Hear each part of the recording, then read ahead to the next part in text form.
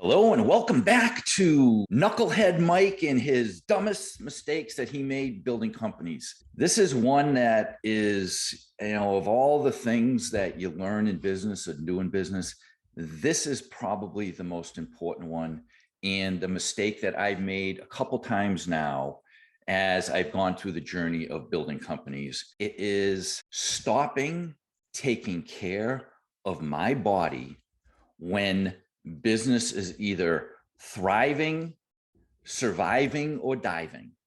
Like, we only get one body. We only get to do this once. We don't get to screw this up and do it again. And I see this all the time. I see this all the time with entrepreneurs who are driven, who are going to that next level. They're consumed by their business and they don't take care of their health. I've lost way too many friends in their 40s, in their 50s and 60s that just were winning the game of business, winning the game of entrepreneurship, but losing the game of health. And so I want you to learn and gain from my pain. I did this a few times, and each time I'm like, dude, your body, your health, physical and mental health is so much more important than any business, any order, any deal. I want to take you through a little bit of a journey. So, I'm a serial entrepreneur. I've been building and starting companies from scratch for the past 30 years. Bottom line is I'm battle tested. But why am I talking about this thing called health? Let me share. First off, I have this belief system. We are men and women long before we were businessmen and women. And I have this theory that I call the entrepreneur's trilogy, which is that we live 3 movies simultaneously every day of the week: heart set, mindset, and skill set. I'm not going to go into all of the details on each of these things. I'm going to talk today about heart set. Ultimately, we can only grow our businesses to the extent that we can grow ourselves. It's not just about tactics and strategies and digital marketing and social media and strategic plans. We have to grow.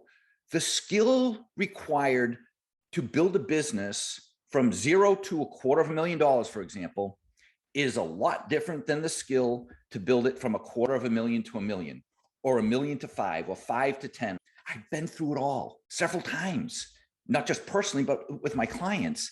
We can only win if we are willing to grow. So here's one of those things that, we're kind of talking about business and entrepreneurship and stuff. So Mike, why are you talking about this health thing? Aren't you stepping outside of maybe your skill set a little bit? I don't think so. Pretty versed in this area, and I'm going to share with you why your health is the most important thing. The first movie, which I call Heart Set, is really 3 pieces.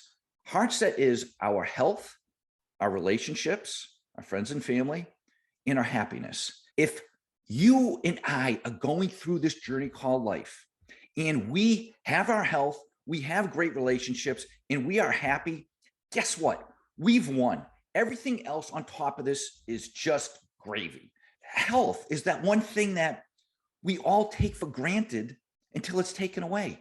But if you have your health, it's phenomenal. So all I'm going to talk about today is health. There are 2 pieces of health. There is mental health, and then there is physical health. You can talk about spiritual health. You can talk about a whole variety of different areas.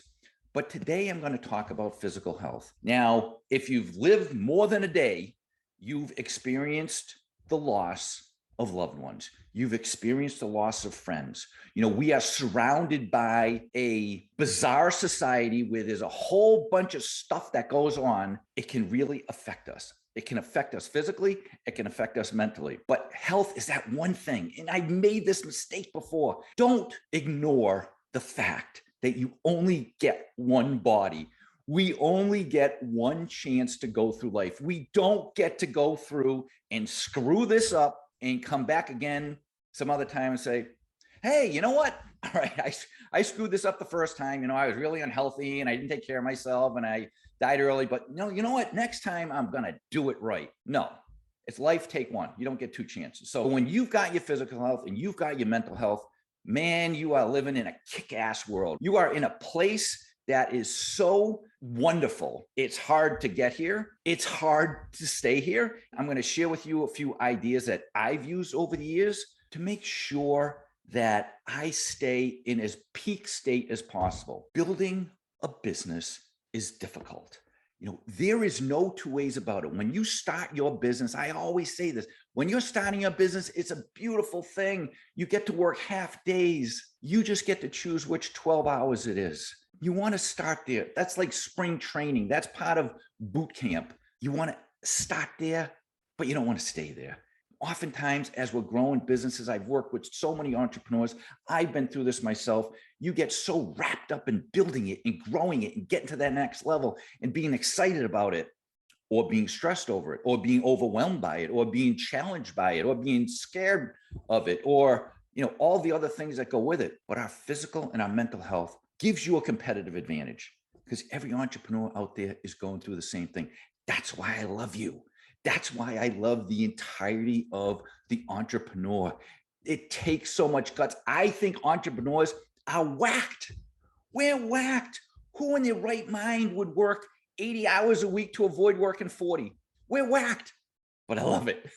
It's a fun kind of crazy. It really is a fun kind of crazy. So I mentioned earlier, we only get one opportunity to go through life. We have this vehicle, let's call it an automobile. Our body is an automobile, and we have the ability to treat this automobile like a fine-tuned Ferrari that just purrs, or a Maserati, or a phenomenal high-end race car.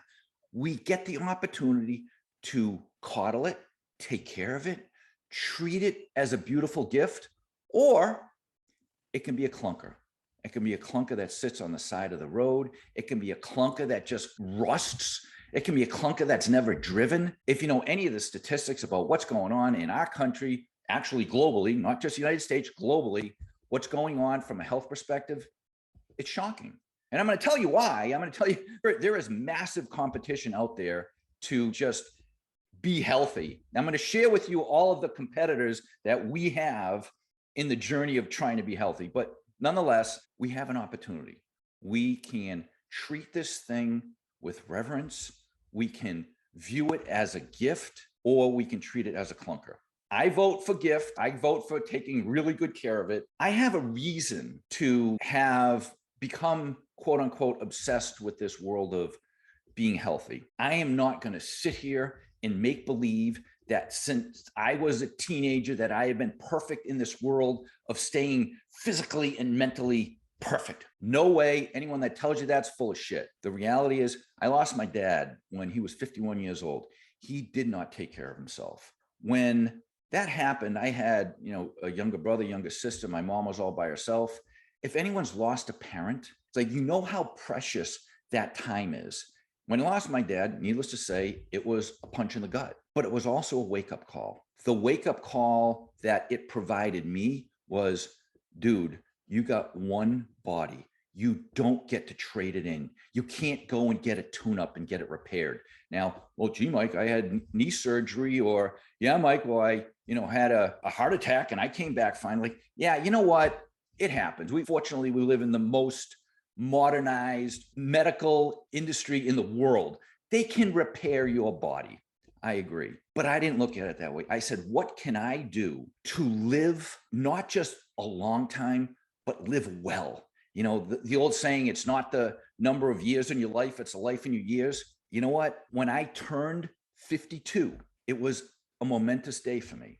Now, again, I was 23 when my dad died. When I turned 52, I'm like, thank you. Because I have the ability, and I've had the ability to have my two children grow up with me. Now, I am sure that there are times when they say, Dad, you got your head up your ass. But guess what? I'll take it. I miss my dad. I miss him. I've missed him for a long time. But my point is, this was my reason. This was my catalyst. This was my jumping off point. This was the thing that forced me to learn the rules of being healthy. It forced me. It took me to that next level. It's like, Mike, you need to learn the rules of being healthy. And I did. I became obsessed. There are those times, the mistakes that I made in my career when my business is either cranking and I'm traveling all over the world, or my business is really shit in the bed and I'm down and depressed and sad and don't want to work out, and I go to maybe food and alcohol to solve my problems. Don't let this happen to you. There is a reality to this thing called life. There are things that we cannot control. It's like oftentimes we're control freaks. Like, hey, I'm big CEO, I'm entrepreneur, I'm like driving my business.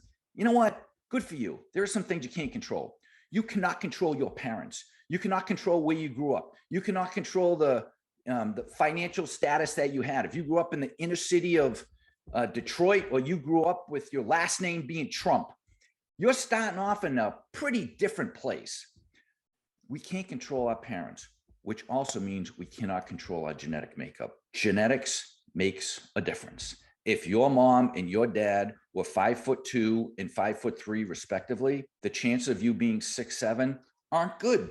There's this thing called genes. Now, I'm sure it's happened, right? I'm sure there's people that are like, hey man, I know this dude who's like 6'9" and his parents were really short. Yeah, you know what? It happens. But in general, your genetic makeup is kind of a blueprint for your inner workings, physical workings, things like that. We can't control the weather. We can't control how many hours in a day. No matter how hard you work, we all only have 24 hours. If you want to have a cookout and you say, hey, you know what? I'm going to have a cookout. I'm going to invite a whole bunch of people over, and I'm going to turn the dial to sunny and 78. Can't do it. There are some things in life we cannot control. We cannot control, especially our genetics. So sometimes that genetic makeup is a disadvantage. Sometimes that genetic makeup is a curveball. I'm not saying that it's a death sentence. What I'm saying is that there are ways to combat it. Now, there are things that, people still smoke a lot, smoke cigarettes, smoke cigars, smoke pot. That is something that you have within your control, right? We all have the ability to do that.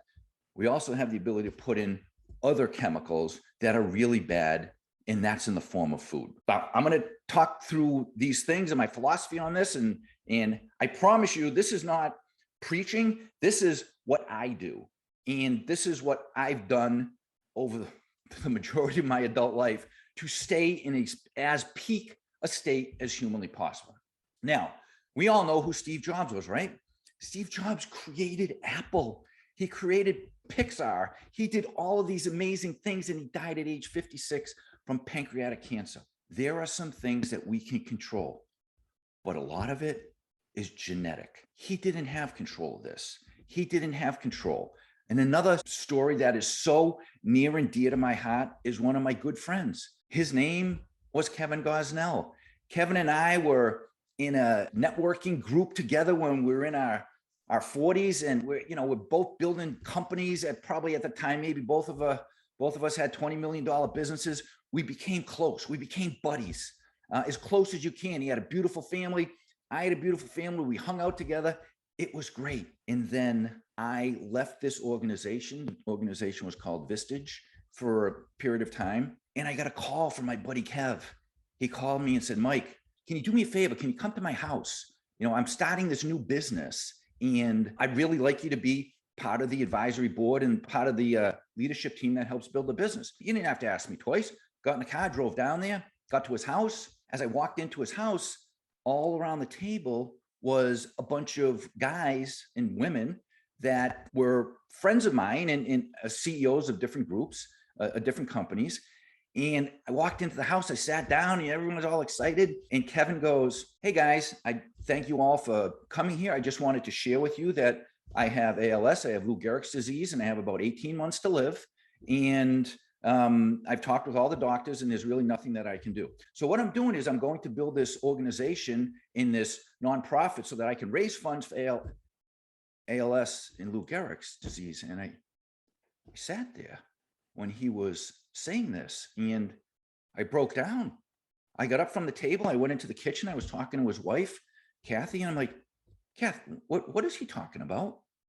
And she said, yeah, Mike, he's got Lou Gehrig's disease, and he's got a very fast moving form of the disease. Kevin, in a course of the balance of his 18 months, he created a nonprofit organization called ALS One.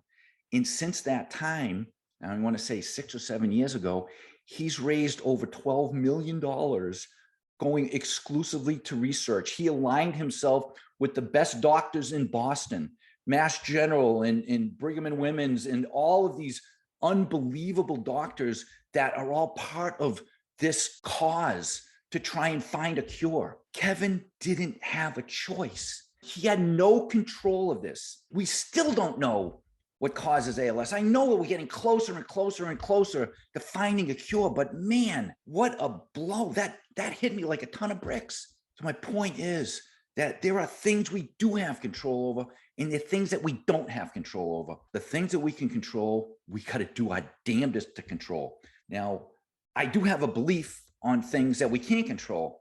I believe that we can control the inputs into our brain. We can control our thoughts, our beliefs, our language, our physiology, our habits, our folk. There's a bunch of stuff that we can control. Like the inputs that go into our brain ultimately result in the outputs in our life, right? Kind of like the computer program, garbage in, garbage out. We control the input. So my question to you is, what are the things that are going into your brain as it relates to your physical and mental health, as it relates to the growth of your business, as it relates to being a great parent, as it relates to being a great spouse?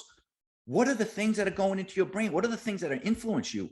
Is it poison that's going in, or is it powerful? Are the inputs into your brain helping you go to the next level, or are they holding you back? So many times I've experienced this in working with other entrepreneurs, that they're putting garbage in and they're getting garbage out when it comes to our health, like when it comes to exercise and nutrition or things like that. I also believe that garbage in and garbage out. What are the influences? What are the things that are influencing your decisions as it relates to that stuff? I have this absolute belief, and I'm not the first person to say this. This has come from, this quote is from one of my mentors, one of the people that I've studied under, Jim Rohn. You are the average of the 5 people you spend the most time with. I always say you are number 6. It's just ironic that this is my 10 biggest mistakes in business, number 6, and you are number 6, because quite honestly, I do think you are number 6. I think that you are the sum and average of all the people you're hanging around with. And as it relates to health and fitness and wellness, who are the people that you're hanging around with? Are you hanging around with friends and relatives and spouses and influencers that are saying, you know what, who cares, man? You only get to live once, right? Might as well bang down burgers and fries and all sorts of shit. That's a reality. But if you're hanging around with people that are driven and committed and focus on health and wellness and nutrition and exercise and all those things, like, you're going to become them. So take a look, make a list. Who are the 5 people I am hanging around with, including family, including spouses, including brothers and sisters, including children, all of the people that are in your life that are wrapped around your decision-making process as it relates to health. Make the list and then take a look at them.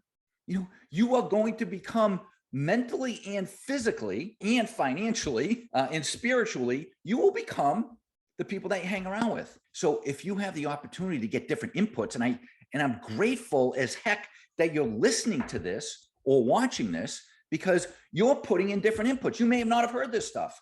I know when I was in my early 20s, I never heard this stuff either. It's relatively mainstream right now. Let me ask you, think about this, answer this question to yourself. What does exercise mean to you? Does exercise mean pain and frustration, sacrifice, and don't have enough time, and struggle, and just what does it mean to you? Because whatever meaning you give something, that's going to manifest itself into reality. So if you think exercise is boring, if you think exercise is painful, if you think exercise is all about, I've got to be Mr. and Miss Bodybuilder, if you think it's about being yelled at by a personal trainer, whatever you perceive exercise to be is what it's going to be. If you perceive exercise to be something that is fun, if you perceive going to a spin class with a bunch of friends as fun, if you perceive I get to join a yoga class or a yoga studio with people that are thinking the same, if you think of exercise as going for a walk with a friend or a relative or a spouse. That's exercise. Whatever you want it to be, exercise can be so many things. It's not the painful going to the gym and spending hours pumping iron. Yes, it can be. But the reality is, whatever you perceive it to be, whatever your definition of exercise is, it's what's going to manifest in your life. If you are blessed to have the ability to move, if you are blessed with the ability to function and exercise and walk around, you have a gift. You have a gift, and you have the ability to do it. Exercise does not have to be 4 hours a day. It doesn't have to be 5 hours at the gym. It can be 10 minutes. It can be 5 minutes. It can be 30 minutes. There are times that I'll just do 50 push-ups for no reason. Like, oh man, busy day. I'm still going to do something. I'm going to do some sit-ups. I'm going to get on some machine. I'm going to go for a walk. I'm going to go for a bike ride. My big thing, I love getting out there in the world and go mountain biking. Just, trying new stuff, different trails. But that's my thing. Whatever your thing is, if you don't have a thing, try and find a thing. Try and start something. Go do something different. But move your body, man. We only got one of them. Now, the next thing is nutrition. When I talk about nutrition, know your competition. And what do I mean by that? Again, same type of question. What is your perception of healthy eating? If your perception of healthy eating is I have to eat raw broccoli or raw cauliflower, or I'm eating salads all day, guess what? You're not going there. You're not going to go there, because no, that's not fun. It doesn't sound fun. Reality is there can be some really great foods, but I will tell you one thing that is not food. Not food is the shit that they have at so many of these takeout restaurants. It's just garbage. It's poison. Salts and sugars and fats are addictive. And this is what I mean by know the competition. Understand the competition. You know what the competition is? The competition is chemists. The competition is the people that are in the labs figuring out what kind of food that they can create that creates that connection between taste buds and brain cells. A French fry tastes really good. It's not accidental. It's the right amount of salt and stuff. It's just like, oh, it's so good. It's not food. Now, I'm not going to sit here and say, geez, Mike, what do you eat? Salads all day? No, bullshit. I enjoy my French fries.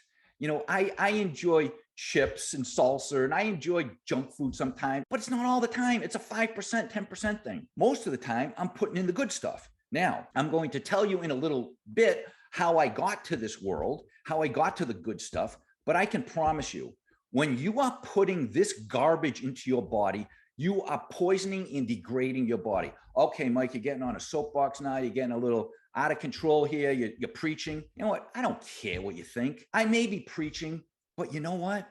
It's true. I'm going to challenge when you go to Kentucky Fried Chicken, or when you go to some of these other places and you're banging down a whole plate full of fried chicken. I don't care what anyone says. It ain't good for you. It's crap. It's taking this thing, this gift that we've been given, this body, and it's just deteriorating it. All right, Mike, get off the podium, get off the preacher's stool. I really want to. I have just been programmed now, and I'm not saying that in my 20s I didn't eat crap. Of course I did. In college, I ate garbage. As I got older, and especially after my dad died, I started to learn about this stuff. I started to make that connection between what goes in comes out. It's not the years in our life, it's the life in our years. It is impossible to out-exercise shit food. It's impossible. It's just impossible. This is not food. This is food. Now, I'm not saying that healthy eating and all this other stuff, well, gee, Mike, you're telling me I got to eat vegetables all day? No, I'm not telling you that. There are some unbelievably healthy options that may not trigger the taste buds in the same way that French fries and fried chicken and greasy burgers do, because greasy burgers, all the chemists are figuring out exactly what is the thing that goes in there that can make it so addictive.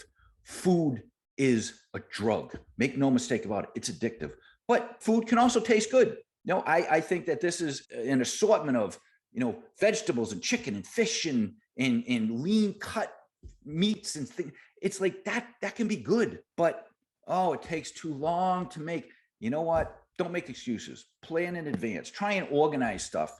It's hard. It's difficult. We only have 24 hours in a day, But once you start to learn the beauty of healthy foods, it's magical. And I'll introduce you to my wife, Donna. She is the influence on me. She has been influencing me as it relates to food for over a decade. She's a plant-based coach. She's a health coach. She's a fitness nut. She became addicted to the world of healthy eating when her mom was diagnosed with early onset Alzheimer's at the age of 59.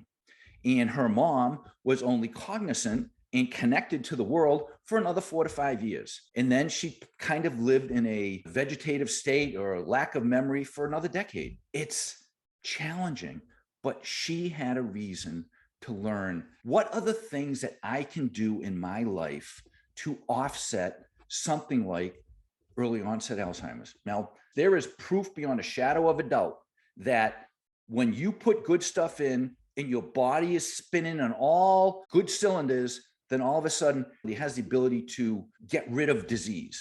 I have not had a cold in probably 8 years. Now, I'm not saying that, gee, Mike, just because you exercise and eat well, you don't get a cold. No, I'm just saying I don't have a cold. I do have, allergies in the springtime, but I typically don't get sick.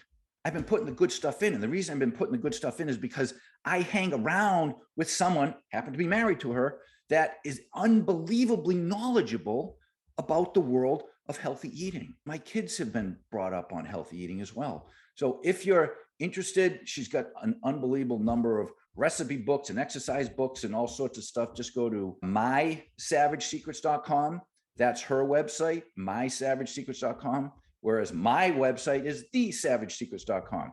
So needless to say, we're both savages. In any event, she's got some great recipe books and stuff there for you to learn and try and have fun with, and videos, how to cook stuff. It's really great. So let me ask you, what is your reason for not taking care of this gift? I've made these mistakes. I have gotten sucked into the entrepreneurial world. I've gotten sucked in to working 100 hours a week. And you know what? A lot of entrepreneurs do, especially when they start their companies. But this is one of my favorite excuses, and hopefully you like it, but it's like, how come you can't work out today? Question, answer. Sorry, I can't come today. My sister's friends, mother's, grandpa's, brother's, grandson's, uncle's fish died, and it was tragic. So it's a little facetious way of taking a look at excuses, but I'm telling you that if you start to get yourself surrounded by the right kind of people, they will encourage you and push you and challenge you. There's health coaches, there's personal trainers, there's just friends that work out with you. Hang around with friends that don't want to work out and think that hanging out by the pool and drinking martinis all day is the way. Like, great. But when you get to the point where you're sick of it and you have a strong enough reason, you can transform. You can get to that next level. And so my question to you is, if you were on the journey of wanting to get healthier, what would be your reason? What is the strong enough reason to propel you to work out? If you say, I want to lose weight, I want to get healthy, I want to feel younger, if you want to do something, I can promise you virtually 100 out of 100 times you will fail, because it's hard. Because you got to understand the competition. The competition is television, the competition is social media, the competition is junk food. There's a whole bunch of competitors out there that want you to stay unhealthy. And they're winning. Quite frankly, look at the obesity rates in the country. They're winning. But if you have a strong enough reason, it's not a want, it becomes a must. And I'll tell you a story of a client that I have. He's in his early 60s and he had a heart attack. Ends up going to the hospital. They had to do 6 weeks of surgery. They had to do a whole bunch of, moving valves around. I don't even know the whole story, but he was in the hospital for 6 weeks. He's in the hospital. In this whole time, his wife is at home alone. Not an easy time. They've got children, they've got grandchildren, and he comes home from the hospital. He was very overweight, did not take care of himself in any way, shape, or form. Like, Mike, you know what? Help me get to that next level. What do I need to do? I'm like, dude, what's your reason? He goes, yeah, I just, I really want to get healthy. All right, what are you going to do next? Well, next week I'm going to go for a ride. I'm going to spin class. I'm going to go walk around the track at the local high school. He had all these grand plans. And so week one goes by. So, hey, did you get to walk around the track? Did you go and work out on your bike? You know what, Mike, I had all this stuff going on. My business was crazy. I had this next thing. Next week goes by. Next week goes by. Same excuse. Now, this is a dude that was just in the hospital and had surgery on his damn heart. So he's coming home, and for the next month, he's had all these excuses. And I said, what's the deal? Like, seriously, man, it's like you just got back. Your situation wasn't good. It remains not good, but you said the right things, but you're not taking action. Why are you not taking action? Like, oh, I don't know, Mike, life's just getting in the way. I said, no, that's not it. I said, you don't have a strong enough reason why. You haven't internalized why it is essential for you to get healthy. If it's a want and it's not a must, you don't have a chance. You don't have a chance. So I said, let me ask you a question. How did, his wife's name is Jill. I said, how did Jill feel during those 7 weeks when you were at the hospital? How was she feeling? I said, oh, Mike, my God, she was scared to death. It's like, we've been together. We were high school sweethearts. We've been together for a whole bunch of years. It's like, she is my everything. She's my dream. I said, how did your kids feel? He has 3 girls. How'd your kids feel? Oh my God, they were scared. They're like, no one wants to lose their dad. Well, what about your grandchildren? Like, yeah, they were scared too to get, 5 or 6 grandchildren. And I said, dude, if you can't get your butt to the gym or to the track to walk around for you, why don't you do it for them? I said, forget about you. Don't make this about you. Make this about them. And he created this little sheet on his mirror, and it said, I will work out today for Jill and my girls and my grandchildren. That was his motivator. If you cannot find a strong enough reason why to get to that next level, to stay healthy, you're not going to make it. The fast food industry, in the junk food industry, in the carbonated beverage soda industry, and the Netflix industry, they all want you to be sedentary. They want you to not move. You have a strong enough reason, you can get there. If you have a strong enough reason, it has to become a must for you. So I'm going to close with this. First off, unbelievably grateful that you joined me today. I have another ebook called Triple Threat. There's only 3 ways to grow your business. If you're interested in that, you can download it at thesavagesecrets.com/triple. This isn't a 400-page book, but it's a fun read, and I think that you're going to like it. Let's wrap up with this. So I like to say that's a wrap. WRAP, Winner's Rapid Action Plan. So let's go and just take some action. Take ourselves to that next level. Where do we want to go? Where do we want to be? What is it that is important to us? How do we get this thing and cherish this thing called our body and our health? So first one, find your why. Try and figure out what it is that will propel you to get your butt off of the couch and out onto the street walking, or over to the gym, or doing something. Find something that will propel you and compel you to get to that next level. And if you can't work out and take care of your body and take care of your health for you, do it for someone you love, because your loved ones want you there. Your loved ones want you happy and healthy and vibrant and energetic. Your loved ones do not want you on a couch, in a chair, disabled, in a hospital bed. They don't want that. They want you to be you because they love you.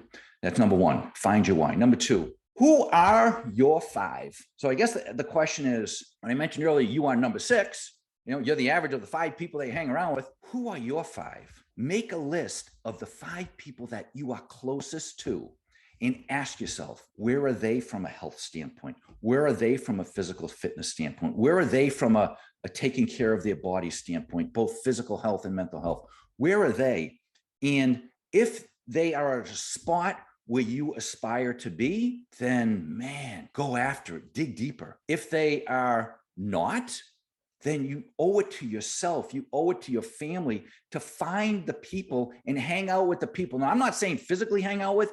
You can be on podcasts. You can be on webinars. You can watch YouTube videos. Get in front of someone that can inspire you and get you going and get you fired up and get you energized. I'll spend some time with you.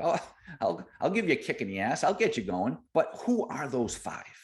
Who are those 5? Because those 5 are determining, for all intents and purposes, what your body and what your life is like. If you're an athlete, you're going to hang out with athletes. And what do athletes do? Athletes take care of their bodies. If you're on a track and field team and you want to be the best, hang out with the best. It's all about who is influencing you today in your life, in the areas that you want to get to that next level on. Number three, I would say this is huge. Action in any way, shape, or form is better than doing nothing.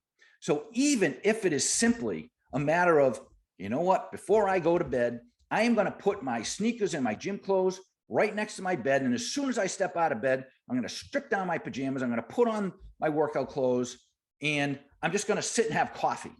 You know what? If that's what you do on day one, great. But don't think that just because you get all jacked up and energized for 24 hours, 30 days, it's not going to get you. You have to have that inspiration and that aspiration, but everything always starts with one step. Take that step today, whatever that step may be for you. Maybe it's just going to go walk a mile. Maybe it's walk on a treadmill. Maybe it's do some stretching. Maybe it's do some yoga. For the most part, we have access to the internet. We have access to streaming videos. We have access to YouTube. We have access to all of these things that are out in the world that we can bring into our lives to motivate us and inspire us to get our butts off the couch, right? So cool. And number four is I would encourage you, wherever you are, to be grateful for what you have. And for what you have really may be shit. You may have been handed a curveball at birth. You may have been handed a curveball in your upbringing, in your parents, and whatever it may be. You may have been handed a curveball from a physical limitation. Wherever you're at, be grateful for what you have.